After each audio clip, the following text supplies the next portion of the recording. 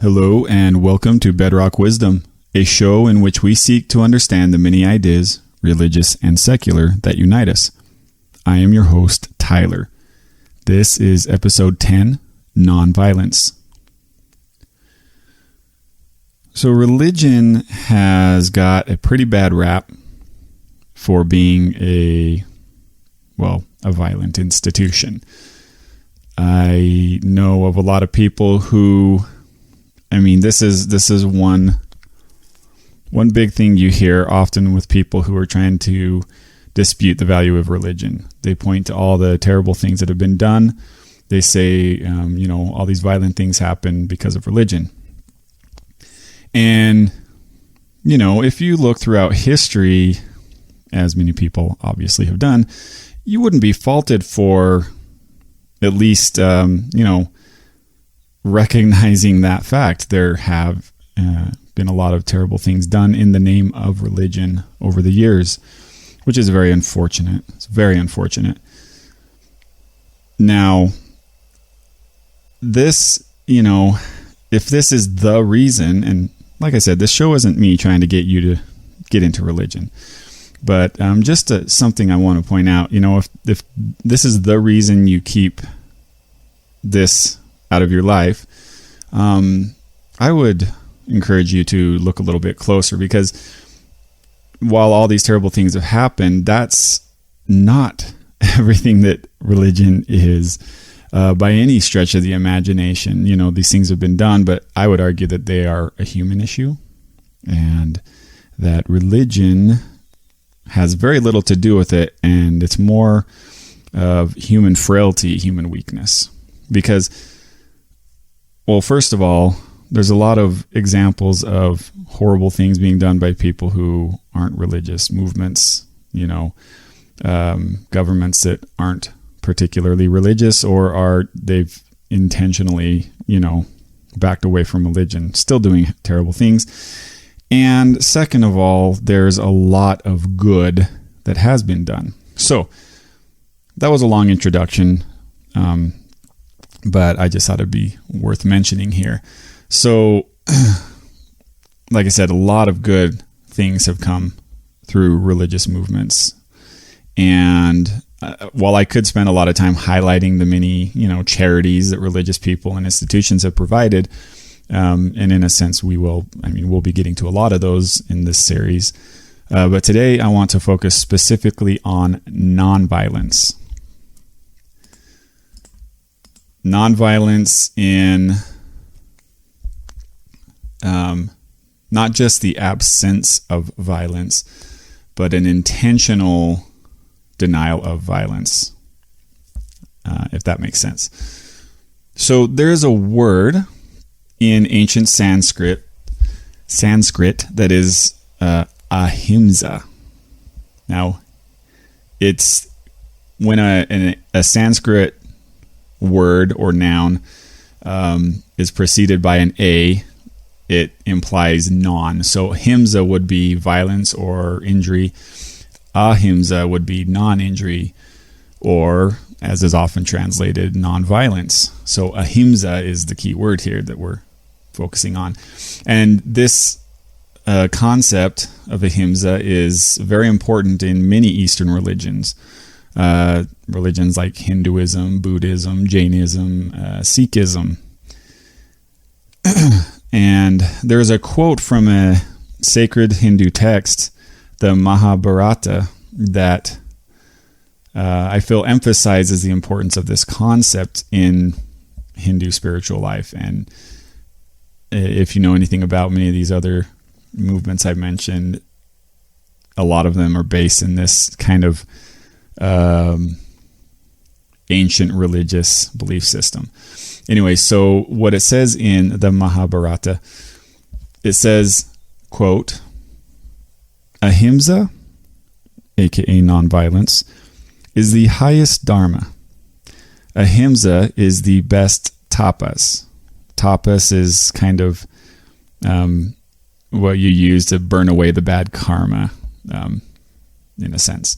So ahimsa is the best dharma. Ahimsa is the best tapas. Ahimsa is the greatest gift. Ahimsa is the highest self-control. Ahimsa is the highest sacrifice. Ahimsa is the highest power. Ahimsa is the highest friend. Ahimsa is the highest truth. Ahimsa is the highest teaching. It's the end of the quote there. So ahimsa is put in a very high place morally within most of these, if not all of these Eastern traditions. So I see it as very important to talk about, and we're not just going to talk about Eastern belief systems, because while some Western traditions also have very unfortunate history of violence, there's always counter examples to that. Because the fact of the matter is, most people, I believe, are good. Most people have good intentions, and that shows up, I believe, because of that very often. So the first group I wanted to talk about here is actually the Quakers. Their official name of their religion or movement, or whatever you want to call it, is the Religious Society of Friends. And Quakers is a nickname they kind of ended up with, and they go along with it seems like. So the Quakers, they came into being in the 17th century, and this was out of the midst of the English Civil War, which was a horrible war. You hear about the United States Civil War and how bloody and just terrible it was. Well, this English Civil War that preceded that was as bad, at least. So this terrible thing had happened in England, and many people died. The king was overthrown and beheaded. It was a rough time. And out of the midst of this, George Fox, a man by the name of George Fox, founded the Quakers.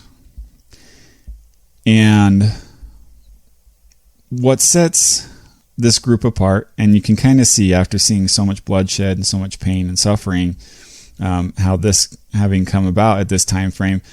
So what sets this group apart is that they believe that every person, regardless of gender, race, whatever identifier you choose, has a direct connection with God.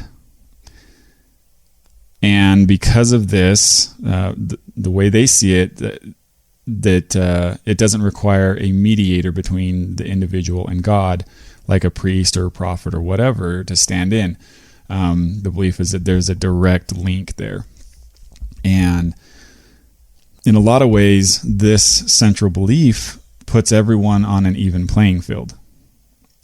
And so as a result of this, Quakers are actually very well known for their anti-violence or non-violence stance in all avenues of life and society.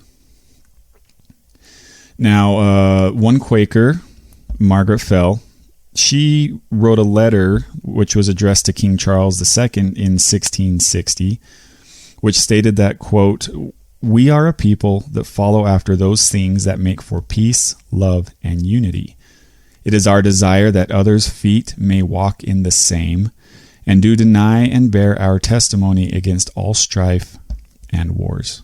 End quote. So one thing I feel the need to emphasize, because this comes up with when I hear people who don't really understand Buddhism very well kind of reference it. They see it as this, and you could see the Quakers the same way if you didn't know too much about it. It's just pacifists, right? Bad things happen, we just walk away, we ignore it, whatever it is, and don't stand for anything, basically, is what some people might argue. But that's not really the case. So nonviolence can be an active approach. And so what has happened across, the years since the Quakers have been formed. Many members of this society have participated in what I saw as labeled nonviolent direct action. So many Quakers have been involved in things such as the abolitionist movement, in the United States and the Americas. People stood up for, abolishing slavery, and many of these people, many of these voices were Quakers. So they would go out there, they would talk, they would share, they would push for this change, but not through violence, right? That's the key. Many of them were also heavily involved in the women's suffrage movements of the late 19th and early 20th centuries. So if you ever, learned about women getting the right to vote and a lot of the, changes that went into making that happen, they were very heavily involved. And also many Quakers, I say many, not like they're everywhere, but something that they have been very well known for, and I've seen several different stories. I believe, there was a film called Hacksaw Ridge, which it's pretty violent war movie, but it's based around a man who got drafted essentially into the military into Japan during the Second World War, who was a conscientious objector. So he served, but he refused to carry a gun. And this is not easy for somebody to be able to get away with this during a war. But this man did. And there's even another film, Unbroken, I believe the main character, and both of these were based on real people. I believe the characters in both of these were Quakers. They were both conscientious objectors. But they had to have some kind of participation in the war as Americans. So anyways, there's a lot of stories about these the Quakers actively fighting or engaging in nonviolent movements, and you'll see them. There's it's obviously it's not uncommon for that to be happening today as well. And just one point before I move on, Quakers are not Amish, so they don't dress like the Amish. Just in case you were wondering, apparently that's a confusion that happens quite a bit. So anyways, so the Quakers are in fact they're Christian. They're a Christian sect, and they're very focused on this nonviolent approach to their belief system, which is pretty beautiful. Another group I want to talk about, and I've talked about these guys a couple times now. I learned a lot of new things about them, so I guess I have a lot to say. Would be the Sikhs. Now, if you remember, I did talk about the Sikhs and their in another episode, and their impressive effort to feed communities via the langars, their community kitchens / worship centers, right? Generally in the same building.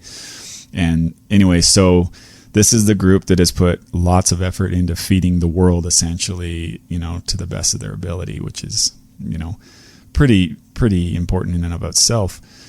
Now, as any other religious group, so saying someone is a Sikh is like saying someone is a Christian, like saying somebody is a Jew, without, recognizing all of the different sub-beliefs that exist. And so the same is the case with the Sikhs.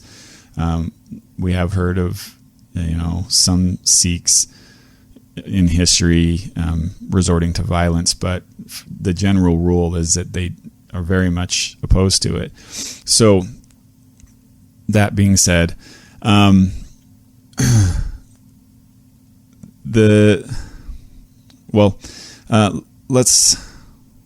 start with this. So one of their scriptures, from their scriptural text says, "O people, none of us is high, medium, or low.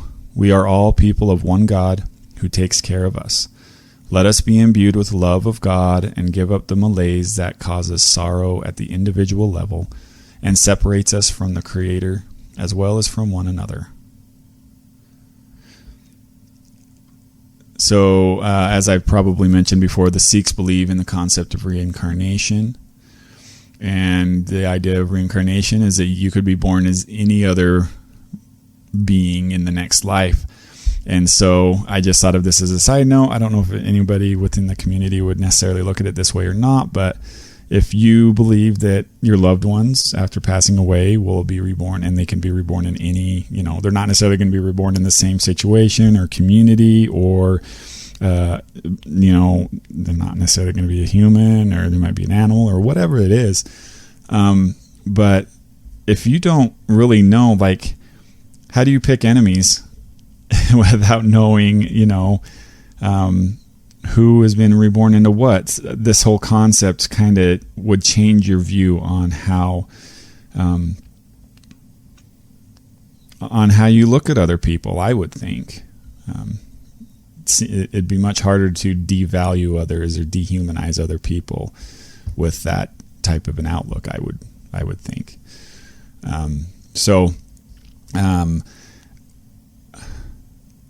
I could have picked a lot of different groups to talk about. Like I said, I've already talked about the Sikhs, but they do have some unique historical influence when it comes to nonviolent movements.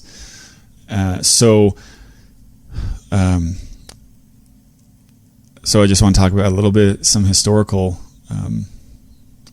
interactions here. So the Sikhs, they are mostly from, I forgot the name of the region, but I believe it's like the northwestern part of India. And while the British were running India, basically, came in and they were doing their thing, they had at one point put people of different groups, not Sikhs, people from other belief systems or whatever, still Indian, but not Sikhs. The British would put them in charge of the Sikhs' gurdwaras, or their places of worship, their meeting houses. And there was some abuse that would happen there. And basically this was a way of keeping the Sikhs from, getting too much influence. And, that was really difficult for them to accept. And so in the late 1800s, there was a movement that began. And one of the leaders of the movement, this kind of puts it into view what they were doing. He said, or they were encouraged to not accept service with the government, to not send children to government schools, not go to court of law, but settle disputes by reference to panchayats, which were or is a type of village council, to not use foreign goods and not use government postal services. So they basically, and a lot of people did this, they basically separated themselves from the influence of the government to the best of their ability without, just getting forceful and violent. And there's a long history behind this. A lot of very sad things happened to a lot of people, but, this was a huge deal. And a second movement, nonviolent protest, would happen in the early 1920s, in which, according to a website that I don't have the reference to right now, but according to this, the Singh Sabha movement organized campaigns where groups of ordinary, unarmed people would march to their places of worship and ask peaceably to be given possession of their shrine.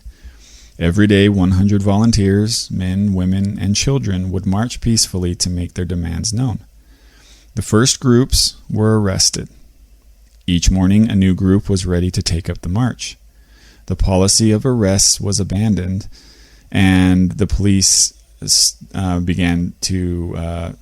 they took to beating the passive resistors. They were clubbed mercilessly, dragged by the hair, and thrown in the mud. Still, wave after wave of Sikhs would go to their gurdwaras and demand to be given their rightful control. So, I don't even think they are 1% of the entire Indian population, but these had a big ripple effect. People noticed these movements, and they would kind of ripple into the future, and I'll get back to how that happened. But anyways, that takes a lot of guts to be able to go into a situation like that without just being ready to swing back, essentially, right? Now, one other religious movement I wanted to highlight would be the Jains. Jainism originates out of India, and it may be the most peaceful religion on earth today. And I'll explain why. So, as I said, the Jains trace their beliefs. They're back to India, and they trace their beliefs at least as far back as Buddhism, and it's believed that it's possibly much longer than that. But it was in the same part of the world that Buddhism came to be, and it is, as I mentioned at the beginning, the concept of ahimsa, or nonviolence, plays an important role in many of these India-originated religions, but it is particularly central to the beliefs and practices of the Jains. The Jains, I'll explain why. So, you may be familiar with the idea of karma. If you're only familiar with what you've heard with Western pop culture, if you're interested at all, I would take a little bit of a deeper dive, because it's very much kind of misconstrued in Western pop culture. But so the idea of karma, and it covers a lot of these different religious groups, but in the Jain view of karma specifically, karma, there's good karma and there's bad karma. And if you don't know what the heck I'm talking about, karma is kind of a moral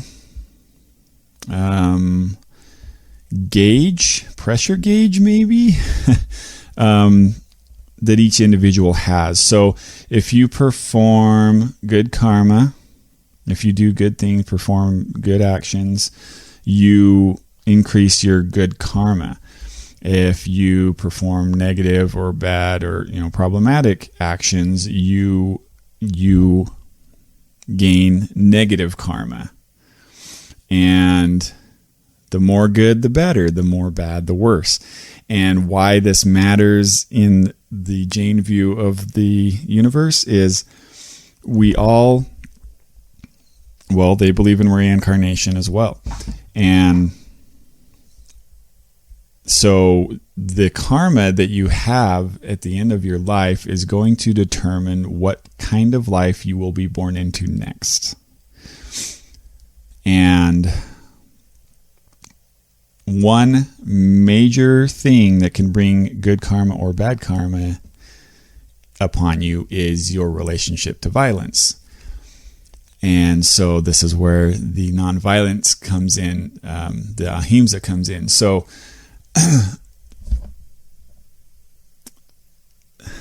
I mean, you can imagine why. If you have any type of moral compass, you can imagine why violence would bring about a bad karma, and nonviolence would do the opposite.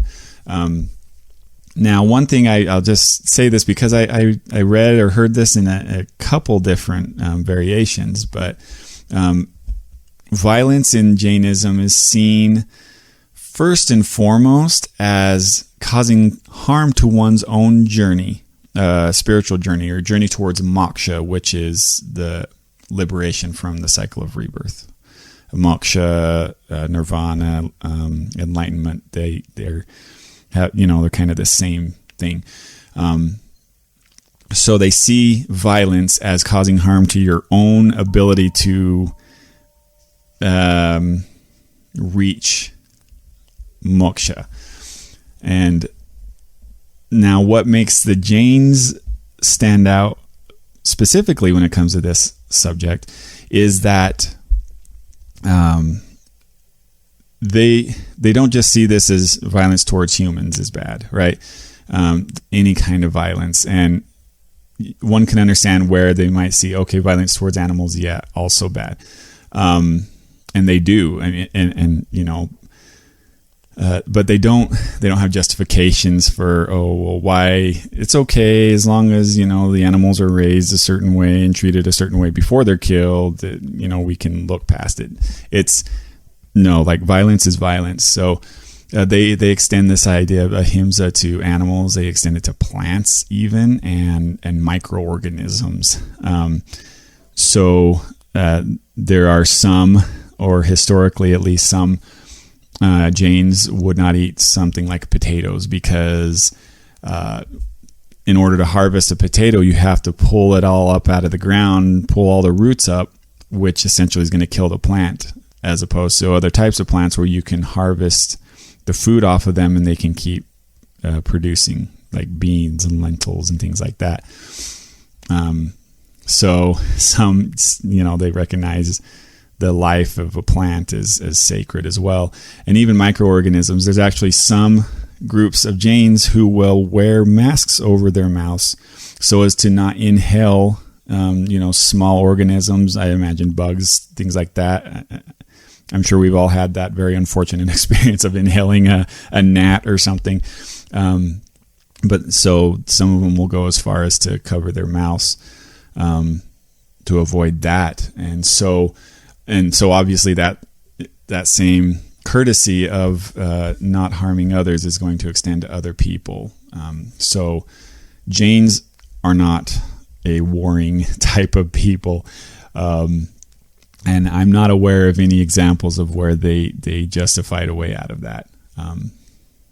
I can't speak for self-defense. I think self-defense might be like the exception to that rule, as it would be for just about every belief system out there. But yeah, so extremely, extremely peaceful, extremely nonviolent religion. And that's very central to it. So just to kind of bring this back around a little bit, when one thinks of the principles of nonviolence, particularly in, let's say, the 20th, 21st centuries, it's nearly impossible, at least from an American perspective, and I would say most of the Western world probably, it's nearly impossible to not think of people such as Mahatma Gandhi and Martin Luther King Jr. Now, Mahatma Gandhi, or Mohandas Gandhi, he in fact embraced Jainism. I believe he may have done it a little bit later in life. I don't think he necessarily grew up Jain, but he definitely embraced it at one point in his life. And so any images you see of him with the white robes, this is very much a Jain, kind of a Jain type of clothing. Anyways, he embraced it, and this played heavily into his approach to fight for independence in India in the 20th century. He was a Jain, but he wasn't just going to sit by while the people were oppressed. So this obviously played into the nonviolent protests that he would help lead. And not only that, not only that he was a Jain, but he had also been inspired by these nonviolent protests that the Sikhs had engaged in, 50 years earlier. So, they played a heavy role. They inspired Gandhi. And Gandhi helped lead the Indians to their independence from the British Empire. And then, 20 years later, Martin Luther King Jr. would play a major role in the civil rights movement in 1960s America. And he was heavily inspired by Gandhi's nonviolent movement. And this would play out in his approach to the fight for civil rights for African Americans during that time period. So, Sikhs have a very peaceful doctrine, a very peaceful belief system, which led to some very brave nonviolent protests, which influenced Gandhi, who was influenced by that, and Jainism, which influenced Martin Luther King Jr. And I mean, these were iconic, very status quo shattering movements in a lot of ways. And so,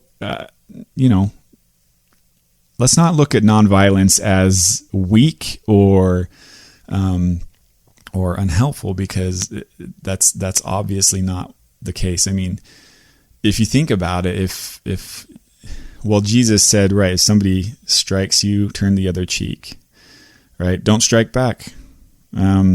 That actually takes a lot more strength to do than just getting into the dirt, right?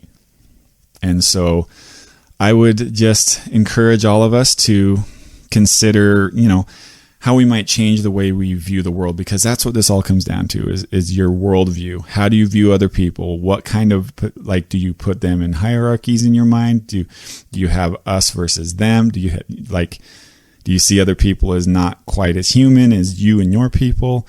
Or do you have some way that helps you reconcile your differences with others that does not require you to see them as lesser than? I think this is so important. I think this is something that we are losing track of a lot right now in the world. And I really hope we can find a better way. Let's consider, how, this is challenging, but just consider how. And maybe if this is just in like your small interactions with people, at work or whoever it is that you might not necessarily agree with on a lot of things, see what it would take to engage in real, authentic dialogue. Not a he said, she said, not a I'm right, you're wrong, but real, authentic dialogue. Like, let's work on being able to put ourselves in the place of another. If we can recognize the suffering in another, that can give us a sense of compassion that might help us. I think that would heal a lot of the pain in the world. Just those small interactions we have with one another. But let's consider that. Let's consider what we can do to make a change and hopefully make the world a little bit better. Thank you for listening. I'll catch up with you next time.